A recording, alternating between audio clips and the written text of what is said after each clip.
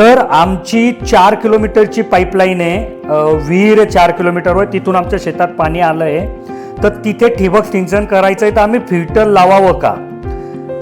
बिलकुल चुकीचा प्रश्न आहे. म्हणजे ज्या शेतामध्ये तुम्ही फिल्टर लावणार नसाल तिथे कुठल्याही कंपनीचं ठिबक कृपया करून वापरू नका.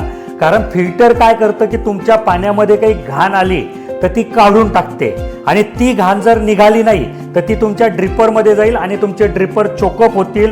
चोकअप झालं म्हणजे थेंब थेंब पाणी पडणं बंद होईल आणि तिथलं पीक मरून जाईल. तर तुमची पाईपलाईन लांबून आली आहे, जवळची आहे, विहीरची आहे, बोरिंगची आहे, कुठली याला महत्त्व नाही, तिथे फिल्टर नक्की लावा. आता बहुतेक या शेतकरी दादांना काय वाटत असेल की फिल्टर लावल्यामुळे मागे बॅक प्रेशर येईल आणि काही पाईपलाईन वगैरे फुटेल का? तर हे बघा, तुमचं फिल्टर जर तुम्ही चांगल्या कॅपॅसिटीचं लावलं आणि ते जर चोकअप नाही होऊ दिलं तर मग त्यातली गाळण क्षमता कमी नाही होत आणि मागे बॅक प्रेशर येत नाही. मागे बॅक प्रेशर कधी येईल? जेव्हा तुमचं फिल्टर चोकअप होईल. तर मग तुम्ही तेवढ्या वेळात ते साफ करून घेत जा. तिथे सेमी ऑटोमॅटिक फिल्टरचा उपयोग करा. तुम्हाला वाटतं की नाही मागे बॅक प्रेशर येईलच तर तिथे PRV लावा, प्रेशर रिलीज व्हाल, की जो एक सर्टन प्रेशरच्या वर जर प्रेशर गेलं तर तो पाणी बायपास करतो आणि तुमची पाईपलाईन फुटू देत नाही.